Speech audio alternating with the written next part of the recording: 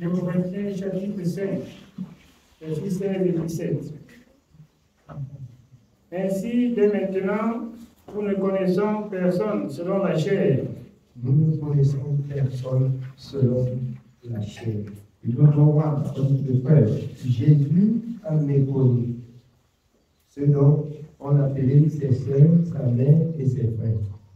Pourquoi? Parce qu'au moment où on était en train de retourner la gloire à l'Éternel, ils étaient au dehors. Jésus a dit qu'il ne les connaît pas. Donc il a dit, on a fait ça. En étendant la main sur ceux qui étaient assis, il dit, voici mes frères, voici mes soeurs, voici ma mère. Ce sont ceux-là qui écoutent la parole de Dieu.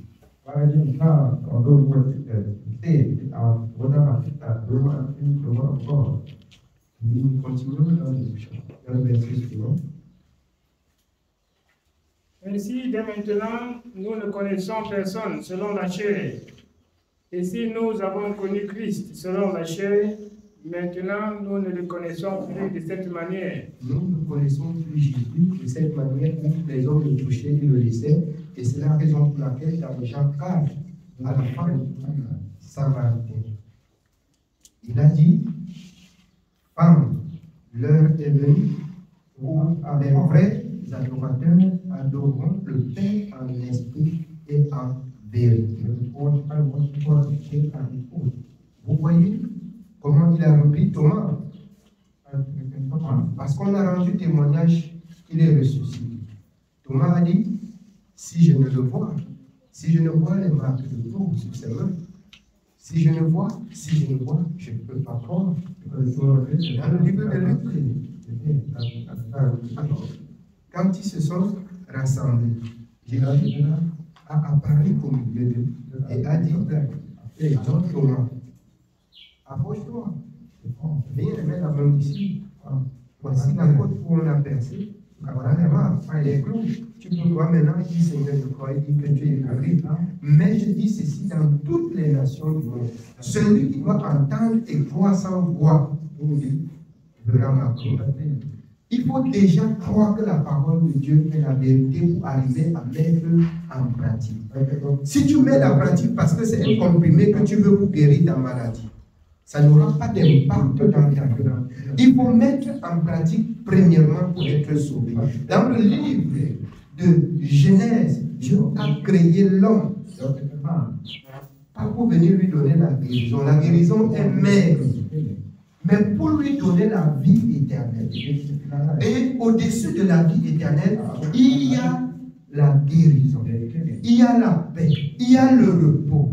Donc si vous cherchez Jésus pour être guéri, vous êtes les plus malheureux de la planète. Cherchez Jésus pour avoir la vie éternelle.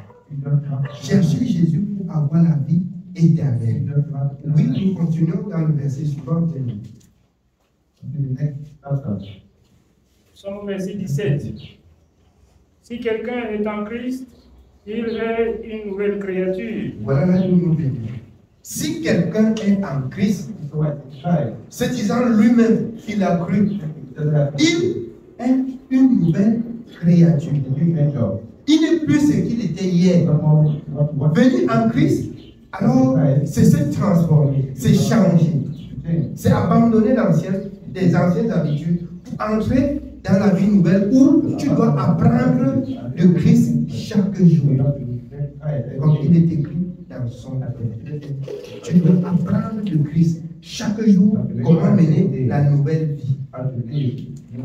Tu dois apprendre de Christ chaque jour comment mener la nouvelle vie. Si quelqu'un est en Christ, il est une nouvelle créature. Oui, bien-aimé. Si quelqu'un est en Christ, il est une nouvelle créature. Les choses anciennes sont passées. Voici, toutes choses sont devenues nouvelles. Est-ce que toutes choses sont devenues nouvelles dans ta vie? Si ta vie porte encore des anciennes choses et tu te dis bien que tu es un enfant de Dieu, c'est que tu te trompes toi-même. Parce que être enfant de Dieu, c'est aussi voir que les anciennes habitudes, tes anciennes habitudes ne sont plus, mais que tes habitudes sont devenues celles que indique la parole de vie. Bon, beaucoup de personnes, puisqu'il y a beaucoup de pasteurs qui prêchent aussi la guérison, la paix, la prospérité, les gens viennent à Jésus maintenant pour être prospères. Les gens viennent à Jésus maintenant pour avoir la guérison et dormir. Les gens viennent à Jésus maintenant pour être bénis dans son commerce. Les gens viennent à Jésus maintenant pour être mariés. Les gens viennent à Jésus maintenant pour prospérer. Vous êtes à côté de tout ce que Jésus a promis. De tout ce que Dieu a promis. Vous êtes à côté. Tous, vous êtes à côté. Dieu a tant aimé le monde qu'il a envoyé, Jean 3, verset 16, son Fils unique, Jésus. Il ne vient pas, je précise encore ce matin, il ne vient pas donner cette maigre guérison. Il ne vient pas me donner des maigres richesses mondaines. La richesse de Dieu, c'est le royaume de Dieu.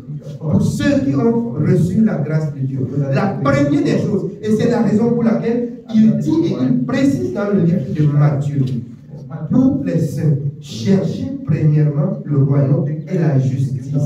Dieu réclame la justice dans le monde. Et tout ce que les païens recherchent vous seront donnés par les autres. C'est-à-dire, si vous servez Dieu selon sa parole, vous n'avez même pas besoin de fournir beaucoup d'efforts, mais dans le livre de la vérité, qui est Jean 14, 26, la promesse de Dieu, quand vous auriez le Saint-Esprit, il va vous conduire, il va vous dire ce que vous avez fait à l'heure même.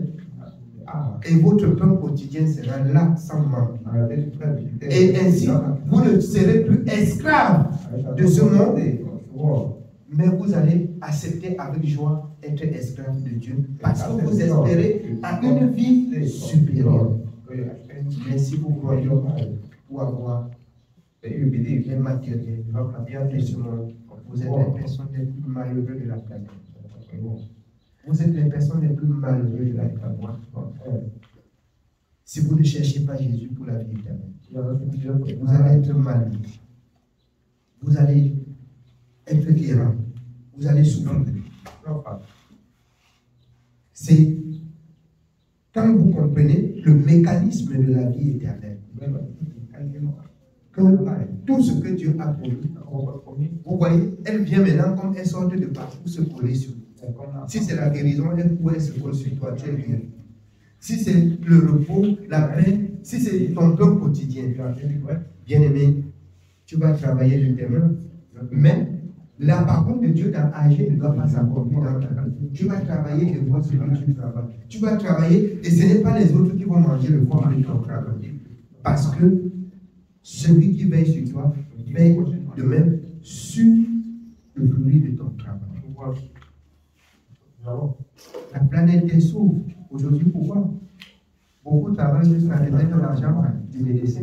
Beaucoup travaillent, réservent l'argent des marathons. Beaucoup travaillent, réservent l'argent que leurs progénitures vont manger toutes les éternités. Et c'est ça, c'est ce qui rend l'homme esclave. Que c'est malsain, c'est terrible que tu accouches un enfant comme celui-ci. Tu ne l'apprends pas à connaître qui est Dieu. Tu ne l'apprends pas à travailler parce que tu as travaillé jusqu'à cumuler les richesses que par derrière elle, il ne va pas souffrir. Si vous pouvez lire le livre de l'Éternel dans le livre de l'Ecclésiaste, alors elles vont manger et se moquer de vous. Et quand ça va finir, la souffrance va reprendre vie dans leur vie. Alors que vous avez travaillé pour leur vie. Alors que vous avez travaillé pour leur vie. La souffrance reprend vie quand ils vont finir de détruire les choses. Alors que la seule et bonne chose que vous deviez leur donner, c'est la crainte de l'Éternel. Et si vous arrivez à inculper dans la vie de vos enfants cette crainte de l'Éternel, bien aimé, même si vous avez n'importe quoi, sachez que ce que vous avez, même si c'est grand, même si c'est petit, c'est sur l'œil de Dieu, c'est sur la protection de Dieu. Et vos enfants vont ainsi vivre et passer leur éternité sans la souffrance. Sans la souffrance. Ceux qui sont en Jésus, les choses anciennes sont passées. Et voici, toutes choses sont devenues nouvelles. Je suis sûr que parmi tous les enfants de Dieu ce matin, il y a quelques-uns qui peuvent compter les choses qui sont devenues nouvelles dans leur vie. Oh, Dieu parle d'une vie tout entière nouvelle. Amen. Dieu parle d'une vie tout entière nouvelle. Si tu as renouvelé telle chose et tu as laissé telle autre, Dieu n'est pas là pour travailler avec toi en partie. Dieu veut que tu abandonnes tout. Dieu veut que tu lui fais confiance. Dieu veut que tu l'écoutes comme un enfant. Et que tu obéisses comme un enfant. Et alors, le trouver jeu. Regardez ce petit enfant comportement. Si vous l'apprenez déjà dès le matin, il faut pisser ici. Elle va se faire un petit peu ici. Et ce serait votre éducation. C'est ce que vous avez appris parce que leur cerveau est vide. C'est vous qui remplissez. Je voudrais que vous compreniez quelque chose ce matin. Quand ils ne connaissent encore rien, vous les apprenez que c'est dans la mamie qu'il faut pisser. Ils vont grandir et connaissant que c'est dans la mamie qu'on pisse. Et ça serait ainsi comment on appelle encore le pot. La mamie devient le pot. Et ils vont grandir comme ça, sans se stresser de quoi que ce soit. Sans penser que c'est mal. Non, ils vont voir ça bien. Bien même quand les gens seront là, ils vont porter la mamie ou uriner là-dedans, ils n'ont pas de problème. Je voudrais que nous comprenions quelque chose sur la table. Sachez que quand vous venez en Jésus, si vous ne laissez pas les anciennes habitudes, vous restez avec les anciennes habitudes, n'allez pas loin pour poser la question pourquoi vos enfants n'ont pas réussi. Vos enfants n'ont copié que ce que vous avez, ce que vous êtes. Ils n'ont copié que ce que vous êtes. Ils n'ont copié que ce que vous êtes. Parce qu'étant mineur, quand je lis la parole de Dieu dans le livre de l'ordre, les enfants sont sous cette couverture spirituelle des parents, étant mineurs. Et c'est la raison pour laquelle, quand le Seigneur traitait Israël et leur détruisait, il a épargné les enfants âgés de moins de 20 ans. En même temps. Parce qu'il estimait qu'ils sont mineurs et que ce sont des parents qui les orientaient. Donc, comprenez bien ce matin. Si tu es en Jésus, si tu ne deviens pas une nouvelle créature, si les anciennes habitudes restent encore en toi, c'est que tu te balades à l'église. C'est que tu te balades à l'église. C'est que tu n'as pas pris. Tu veux rappeler quelques formalités. Peut-être celui qui t'a flatté pour amener à l'église a dit non, il y a beaucoup de maris là-bas, il y a beaucoup de femmes. Peut-être qu'il t'a dit là-bas on donne le travail. Peut-être qu'il t'a dit là-bas quand on prie on voyage. Mais comme on prend les soi-disant pasteurs dehors, c'est faux. Qui a dit quand on laisse la parole de Dieu dans l'acte 10, le Seigneur dit, je reconnais qu'en toute nation, celui qui craint et qui pratique la justice est agréable. Les autres pasteurs viennent dire qu'apporter le passeport, on prie sur ça, vos documents, et on va vous donner comme ça pour vous partir. La volonté de Dieu là-bas, c'est où? Quand Dieu dit que n'importe où que vous êtes, si vous êtes dans sa justice, vous allez réussir. Je ne peux pas voyager pour rien. Et je ne peux pas faire mes enfants voyager pour rien. Ça doit être pour Dieu. Parce que je sais que si je les enseigne la crainte de l'éternel, qu'ils soient ici, qu'ils soient comme la parole de Dieu dit dans l'art, ils vont réussir. À n'importe quel niveau, ils doivent réussir. Ils doivent réussir. Quand tu vois un parent se réjouir aujourd'hui, il dit mes 3 enfants sont en Europe. Ils sont en Europe. Je ris. J'ai pitié. Parce que ce qui est là-bas, vous ne connaissez pas. Ce qui est à vous, vous ne connaissez pas. Ce qui arrive, ce qui est mauvais là, il ne vous dit pas. Mais quand ils arrivent à se prostituer, à rester pour être les hommes, être encore les femmes des hommes, et ils rentrent avec l'argent, vous dites qu'ils ont réussi. J'ai pitié de leur. Et c'est ainsi la parole de Dieu dans Romains 1. Il s'accomplit. Alors, plus que le jour où vous avez entendu Dieu parler, vous n'avez pas prêté attention pour faire ce que Dieu dit. Il vous donne cet esprit d'égarement. Vous pensez que c'est en Occident que vous allez être bien. Vous pensez que c'est ailleurs que vous serez bien. Pour que vous soyez et que vous mettez en pratique la parole de Dieu. Et que Dieu est avec vous. Vous allez être bien. Vous allez être bien. Je dis comme ça pour que vous compreniez bien.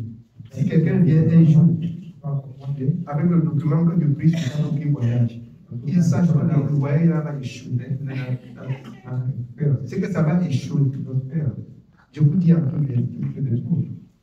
Mais si quelqu'un vient pour prendre connaissance de ce qu'il doit faire pour être agréable à l'autre, même si il est n'importe où, il va n'importe où avec Dieu. Et que c'est Dieu qui dirige sa vie. Il peut faire n'importe quoi selon la parole de Dieu, ça marche. Si vous partez pour étudier, c'est une chose encore bien. Mais il faut aussi avoir la volonté de Dieu dans le parti d'étudier. Parce que si tu pars étudier et que c'est selon le plan de Dieu, tu n'as pas besoin que le pasteur fait des prières et comme je vois les autres même donner le document pour que le pasteur mette la bénédiction. Vous n'avez pas besoin de ça. Vous avez besoin que ce soit la volonté de Dieu et que Dieu a dit. C'est tout. Si vous avez fait ce que Dieu a dit, vous n'avez pas besoin des grands pasteurs qui quittent les États-Unis, des Ghana, pour que vous passez les nuits sans dormir, pour chercher à toucher le grand pasteur. Vous êtes malheureux encore. Parce que vous ne connaissez pas ce que vous cherchez. Le Seigneur a dit dans sa parole, en quelque nation que ce soit, celui qui craint et qui pratique la justice, lui est agréable. Si tu as fait ce que Dieu a dit, si tu veux rencontrer un pasteur, rencontre le pasteur là qui te dit ce que Dieu a dit, pour que tu sois ce que Dieu a dit, pour être ce que Dieu veut. C'est que tu as rencontré un pasteur. Mais si c'est celui qui va faire le miracle pour que tout ce que tu veux arrive, je vous dis à tous, c'est qu'il vous reste encore beaucoup de choses à faire. Il vous reste encore beaucoup de choses à faire. Et c'est pour cette raison que ce matin, vous comprenez que ceux qui sont en Jésus, les choses anciennes sont passées. Il faut que si tu dis que tu es l'enfant de Dieu, il faut que les habitudes du monde changent. Quand vous lisez Romains 12,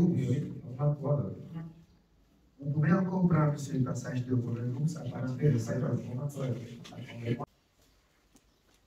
Romains chapitre 12. Commençons au verset 1.